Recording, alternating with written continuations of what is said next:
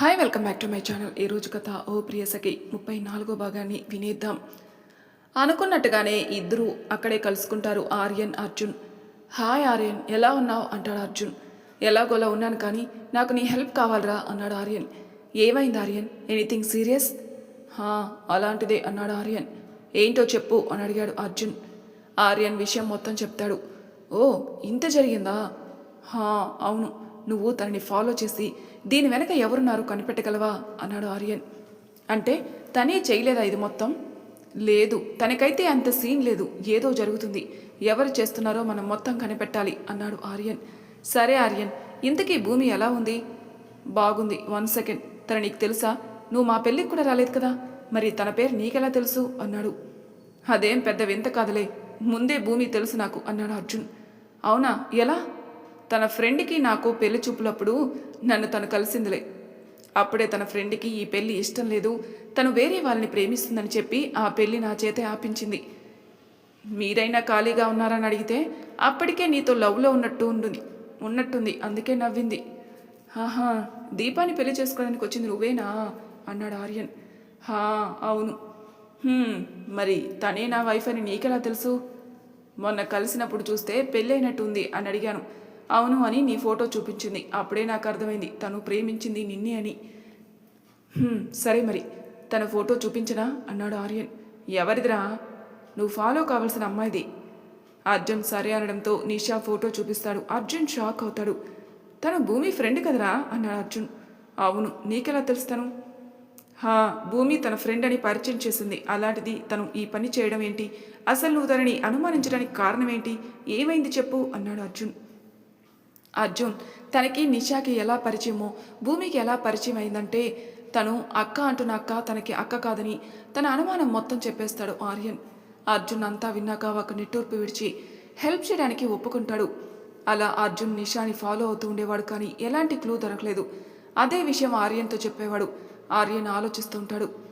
అలా ఒకరోజు భూమిని యాష్ని తీసుకుని ప్రతాప్ దగ్గరికి వెళ్తాడు. భూమి రూమ్లో ఉండగా చప్పుడు రావడంతో ఆ రూమ్ ఎవరిదో అని తెలిసి వెంటనే తన ఫోన్లో ఉన్న సీసీ ఫుటేజ్ చూస్తాడు. లక్కీగా ఆ రూమ్లో ఉన్న అమ్మాయికి అప్పుడే స్పృహ రావడంతో సంతోషంగా ఆ రూమ్లోకి వెళ్తాడు. ఆర్యన్ రూమ్లోకి వెళ్ళేసరికి ఆ అమ్మాయి లేచి కూర్చొని చుట్టూ చూస్తూ ఉంటుంది.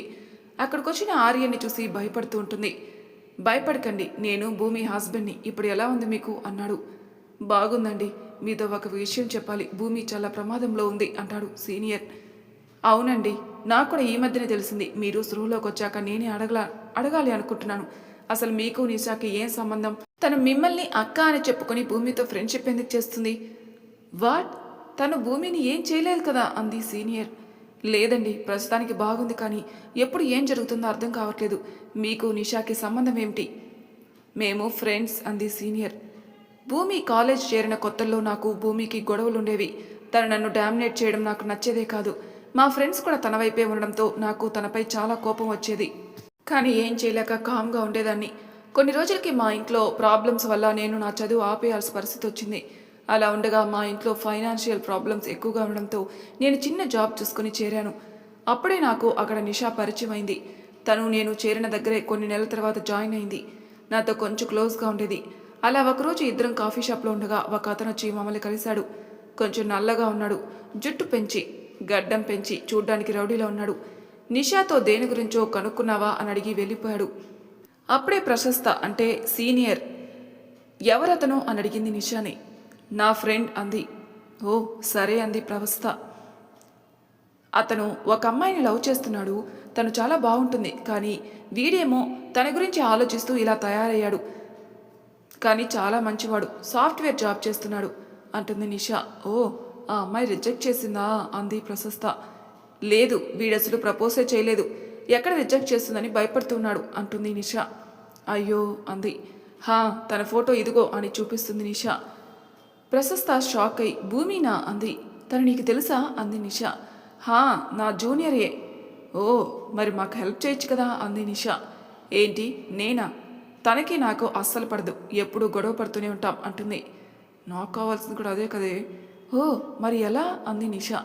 సరే, వీణ్ణి ఒకేసారి ధైర్యం చేయమని చెప్తానులే అంది నిషా అని. అలా మాట్లాడుకొని ఇద్దరు వెళ్ళిపోతారు. తర్వాత ఒకరోజు ప్రశస్త నిషాని అడుగుతుంది, ఏమైంది నిషా, మీ ఫ్రెండ్ ప్రపోజ్ చేశాడా అని. చేశాడు అంది. అవునా, ఏమైంది మరి? తను వీడిని అర్థం చేసుకోకుండా అందరం ముందు కొట్టిందట. ఏంటి, అసలు ఏమనుకుంటుంది తను? ఇలా చేస్తారా ఎవరైనా? అదే కదా పాపం, వీడు మొహం ఎవరికి చూపించుకోవాలో తెలియక వెళ్ళిపోయాడు అంటుంది నిషా. ఎక్కడికి? తెలీదు, చాలా ఫీల్ అయినట్టున్నాడు, వెళ్ళిపోయాడు. మనం ఏదైనా చెయ్యాలి అంది నిషా. అంటే తనని కన్విన్స్ చేద్దాం. అది కుదిరే పని కాదు, తనకి చాలా ఈగో, ఎవరి మాట వినదు అంటుంది ప్రశస్త. మరి ఎలా? వీడెక్కడికి వెళ్ళిపోయాడో తెలియదు కదా. చూద్దాంలే. అయినా తను అలా ఊరికే కొట్టదే, మీ ఫ్రెండ్ ఏం చేశాడో కనుక్కో ముందు అంది ప్రశస్త. అంటే నువ్వు నా ఫ్రెండ్దే తప్పనుకుంటున్నావా అంటుంది నిషా. అంతే ఉండొచ్చు. తను ఎప్పుడు నాతో గొడవ పడాలి అనుకోలేదు. నేను తన జోలికి వెళ్ళడం వల్లనే తను నాతో గొడవ పడేది. ఇప్పుడు ఆలోచిస్తుంటే నాదే తప్పు అనిపిస్తుంది. ఈసారి కనిపిస్తే సారీ చెప్పాలి అంటుంది ప్రశస్త. చాలు ప్రశు, నువ్వు గొడవ పడే అమ్మాయి గురించి ఎంత బాగా ఆలోచించగలుగుతున్నావు, కానీ నీ ఫ్రెండ్ని నేను చెప్పే మాటలు నీకు నమ్మాలి అనిపించడం లేదా? అసలు నీకు చెప్పి తప్పు చేశాను. నువ్వు కూడా నా ఫ్రెండ్వే అనుకుని చాలా పెద్ద తప్పు చేశాను అని చెప్పి అక్కడి నుంచి వెళ్ళిపోతుంది నిషా. అయ్యో, నేను అలా అనడం లేదు నిషా. నిషా, అయ్యో కోపం వచ్చినట్టుందే అని నిషాని వెతుక్కుంటూ వెళ్తుంది. నిషా నేరుగా వాడి దగ్గరికి వెళ్ళి కోపంగా సోఫాని కాలుతో తన్నుతుంది. ఏమైంది, ఎంత కోపంగా ఉన్నావు అంటాడు రమేష్. నిషా వెనకే వచ్చిన ప్రశస్త వాడి గొంతు విని అక్కడే ఆగిపోతుంది. ఏంటి ఇది నిషా, వాడు ఎక్కడికో వెళ్ళిపోయాడని చెప్పింది, మరి ఇదేంటి అని అనుకుని అక్కడే నిలబడి వీళ్ళ మాటలు వింటూ ఉంటుంది. ఇంకా ఏం కావాలి? ఇన్ని రోజులు ఎంతో ప్రేమగా నటించా ఆ ప్రశస్త దగ్గర, కానీ అది నా మాట నమ్మకుండా భూమిని వెనకేసుకొస్తుంది. ఇంతకీ ఏం చెప్పావు అన్నాడు రమేష్. నిషా అక్కడ జరిగిందంతా చెప్తుంది. రమేష్ ఆలోచిస్తూ ఉంటాడు. ఇంకా ఏం ఆలోచిస్తున్నావు? అసలు నువ్వు నన్ను దానితో ఎందుకు ఫ్రెండ్షిప్ చేయమని చెప్పావు? అది ఏ విధంగా మనకు ఉపయోగపడుతుందని అంది నిషా.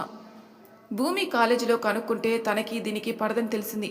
మనకేమైనా హెల్ప్ చేస్తుందేమనుకున్నాను, కానీ దీనికి జస్ట్ కోపం మాత్రమే ఉంది, ద్వేషం లేదని నీ మాటలతోనే తెలుస్తుంది అన్నాడు రమేష్. అయితే ఇప్పుడు ఏం చేద్దాం? నువ్వు నన్ను వెతుక్కుంటూ వచ్చావు, భూమిని చంపాలనుకుంటున్నా, హెల్ప్ చేస్తావా అని అడిగావు. అది చస్తే అయినా ఆర్యని నేను సొంతం చేసుకుందామని అనుకున్నాను, కానీ ఇప్పుడు చూస్తుంటే నువ్వు ఒట్టి శుద్ధపప్పుగా అర్థమైపోయింది నాకు అంది. ఓయ్ ఆపో, నేను ఇప్పుడు ఆలోచిస్తుంది దాని చావు గురించి కాదు, దానికి ఒక పెయిన్ ఇవ్వాలి అనుకుంటున్నాను. అది బాధపడితే చూడాలని ఉంది. అయితే ఇప్పుడు ఏమంటావు? దానిని ఆర్యన్కి దూరం చేస్తే ఇది చచ్చినట్టేగా, అసలే పిచ్చిగా ప్రేమిస్తుంది. నాకు కలిగిన బాధ దీనికి కూడా కలిగేలా చెయ్యాలి అన్నాడు రమేష్. ఏదో ఒకటి చెయ్యి, నాకు ఆర్యన్ కావాలి. అలా చెయ్యాలంటే నువ్వు భూమి పక్కన చేరాలి అన్నాడు రమేష్. వాట్, అదెలా సాధ్యం? ఇంతలో బయట చప్పుడు కావడంతో బయటికి చూస్తారు. ప్రశస్త పరిగెడుతూ కనిపిస్తుంది. ఇది ఇప్పుడొచ్చింది, ఇది కానీ చెప్పిందంటే పరిస్థితి ఏంటి? వెంటనే పట్టుకోవాలి పదా అంటూ వీళ్ళు తన వెంబడించడం చూసి వస్తున్న వెహికల్ని చూసుకోదు. అది గుడ్డేయడంతో అక్కడికక్కడికే పడిపోతుంది. దొరికింది అన్నాడు రమేష్. ఏంటి దొరికేది? అది చచ్చేలా ఉంది పదా. నువ్వు భూమి వాళ్ళ ఇంటికి వెళ్ళే దారి దొరికింది అన్నాడు. ఎలా? చూడు, ఆ ట్రాఫిక్లో భూమి ఉంది. ఉంది. అయితే తను ఖచ్చితంగా దీన్ని కాపాడడానికి వస్తుంది. నువ్వు దాని దగ్గరికి వెళ్ళి ఏడు, అడిగితే అక్క అని చెప్పు, పని అయిపోతుంది అన్నాడు రమేష్. అలా ఎలా అంది. దానికి పరిచయమైన వాళ్ళని, పరిచయం లేని వాళ్ళని కూడా ఇలాంటి పరిస్థితుల్లో చూడలేని ఒక వీక్నెస్ ఉందిలే. నిషా సరే అని వెళ్ళి అక్కడ కూర్చుని ఏడుస్తుంది. భూమి రావడం, అది చూడడం, ఇలా జరగడం అన్నీ అయిపోతాయి. ఇది జరిగింది అని ఆపుతుంది ప్రశస్త. అంటే మీకు తనకి రక్త సంబంధం లేదా? లేదు. సరే అండి, మీకు ఇలా స్లో వచ్చినట్టు ఎవరికి తెలియనివ్వకండి. నేను మా మామయ్యకి చెప్తాను, అంతా ఆయన చూసుకుంటారు. తను అర్థం కానట్టు చూడడంతో భూమి, నాన్నగారు ఆయన మీకు హెల్ప్ చేస్తారు, కానీ మీరు మాత్రం కోమాలో ఉన్నట్టే ఉండండి. ఎందుకు అన్నట్టు చూస్తుంది ప్రశస్త. ఏం లేదు, కొంచెం సేఫ్ అని అంతే, ఒక్కరోజు చాలు అన్నాడు. తను సరే అనడంతో వెళ్ళిపోతాడు. అక్కడి నుంచి నేరుగా నిషా దగ్గరికి వెళ్తాడు. ఏంటి ఆర్యన్, దారి తప్పు వచ్చినట్టున్నావు అంది. లేదు నిషా, దారి కరెక్ట్గానే ఉంది, నీ దగ్గరికే వచ్చాను అన్నాడు. అవునా? నీ భార్య బోరు కొట్టేసిందా నన్ను వెతుక్కుంటూ రావడానికి? ఆర్యన్ వస్తున్న కోపాన్ని కంట్రోల్ చేసుకుని, మీ అక్క స్పృహలోకి వచ్చింది, ఆ విషయం చెప్పడానికే వచ్చాను. నిషా షాక్ తిని ఎప్పుడు అంటుంది. ఏమైంది, మాటలు తడబడుతున్నాయి?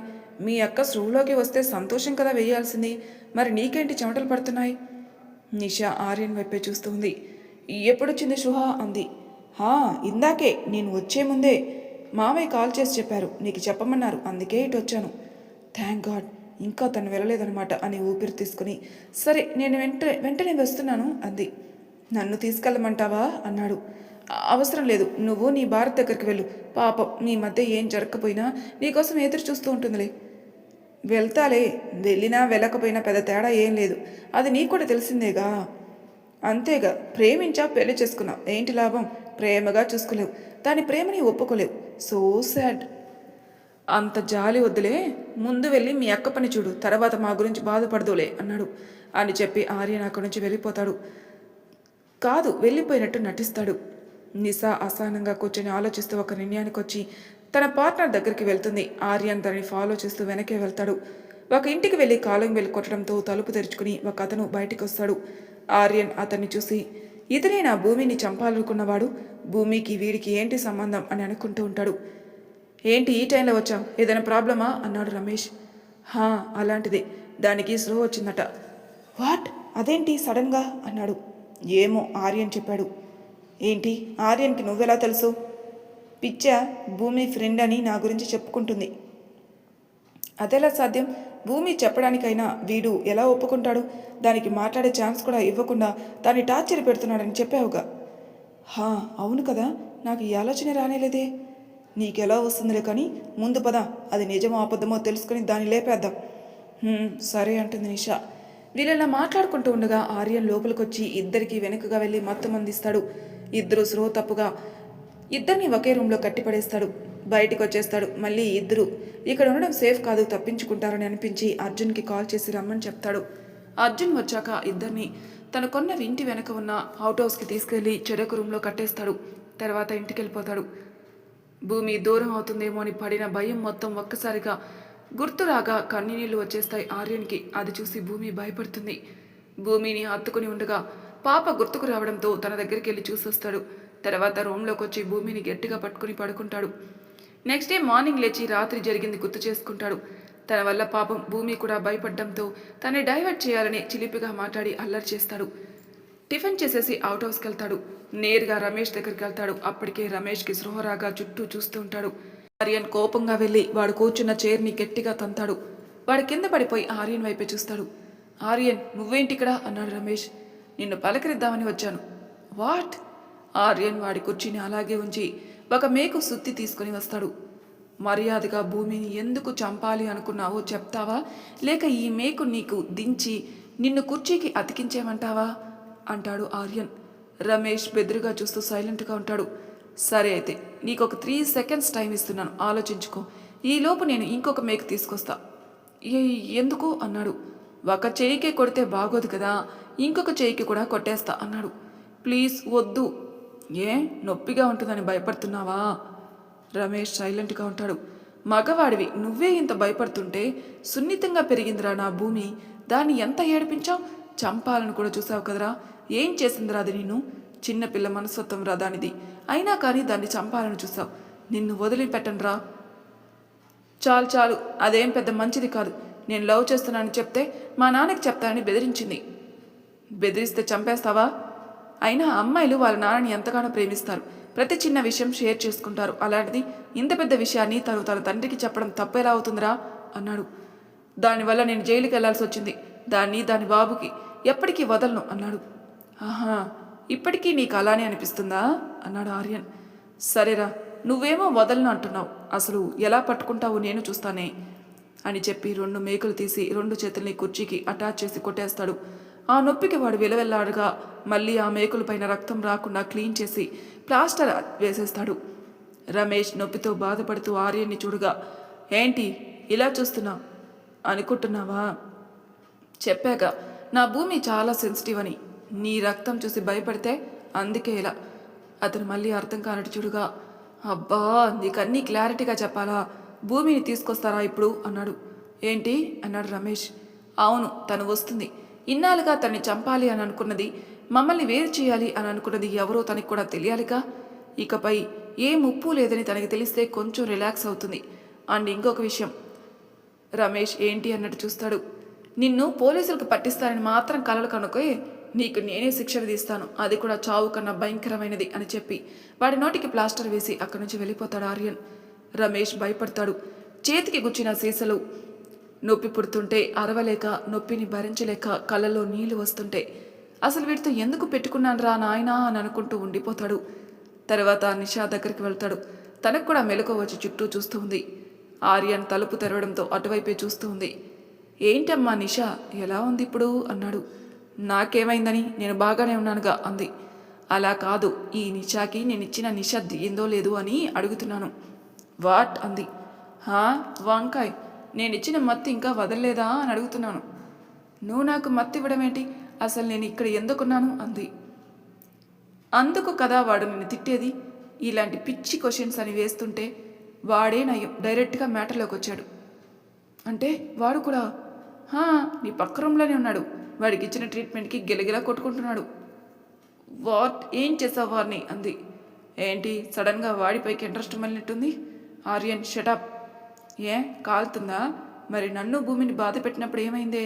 నీకు తెలుసు కదా నేను ఎంత మంచిగా ఉన్నానో, అంత చెడ్డవాణ్ణని. నాకు చేసిన దానికి డబుల్ డోస్ ఇస్తానని. మరి ఎందుకు నాతో పెట్టుకున్నావు? నిషా మొహం పక్కకు తిప్పుకుంటుంది. ఇందాక అడిగావుగా వాణ్ణి ఏం చేశావని, చెప్పనా?